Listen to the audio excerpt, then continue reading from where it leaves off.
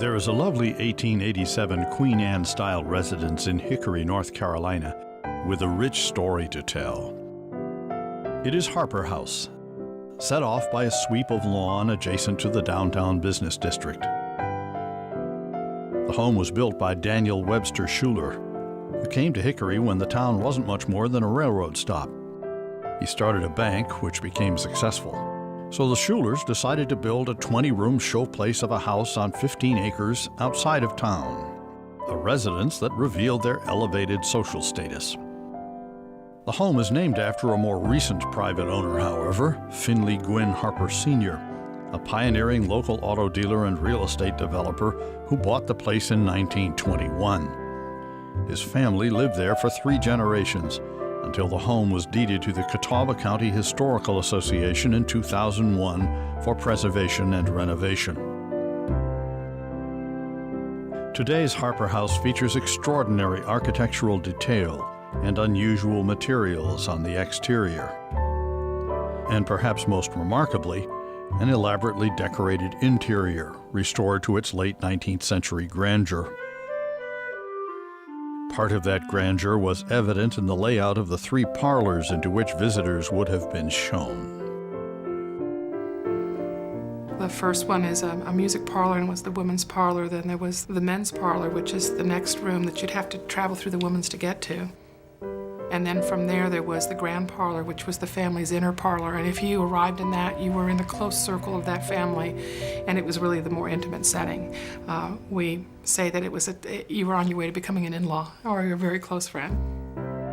The Shulers' new home was filled to the ceilings with Victorian luxury, including elegant furnishings, furniture, and fixtures. A winged Mercury perched atop a newel post in the home's entranceway declared in no uncertain terms that this family was learned and well-traveled. And the rest of the house added to that impression, like here in the dining room, which retains one of the 3 chandeliers still in the house that were made by Gwynn Harper Jr. during moments of relaxation away from his law practice. It was an opulent setting in which to live and entertain. Everywhere you glance, there's something to see. Victorians believed, especially in this time frame, that if your eye rested in one given place, they had not succeeded in the interior decoration. You were supposed to constantly have your eye stimulated with visions of beautiful things. And so you have incredible textures of interior. There's beautiful cherry paneling, mantel works, the stained glass windows, the rich drapery. And then you also had this incredible wallpaper. And this was the style of the day, was to have so many different colors and textures incorporated within the room, and the more that you offered in the interior in terms of lavishness, the better.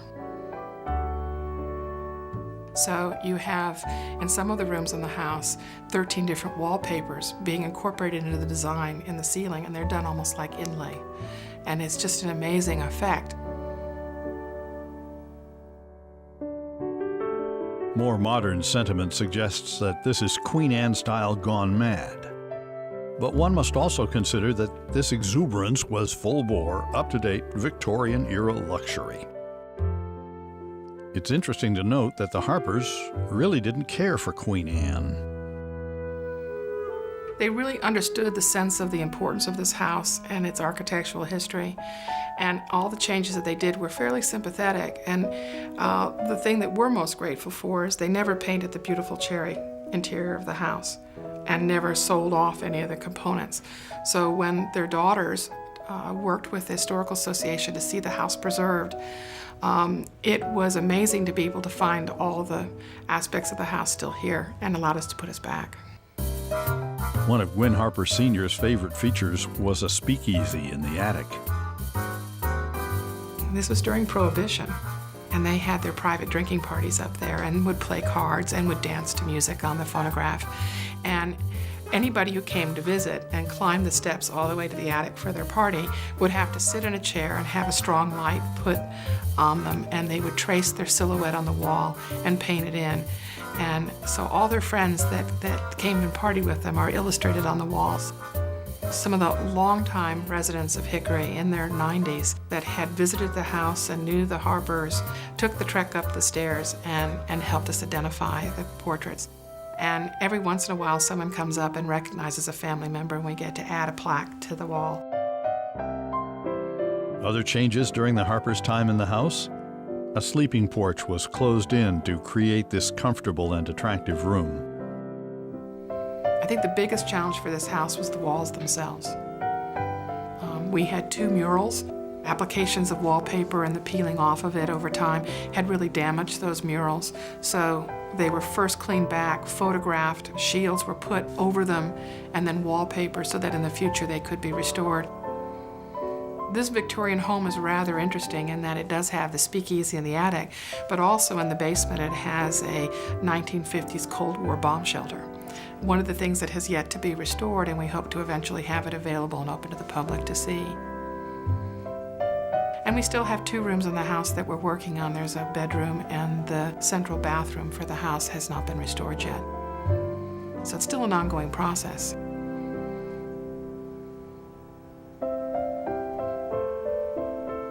It's an opportunity to really step into a high-style Queen Anne Victorian home, and the state of North Carolina has recognized it as one of the finest restorations here in the state. Clearly, the Shulers wanted everybody to know where they stood in the social pecking order, so there was a practical aspect to all of this lavishness. But also, it seems clear that they liked it.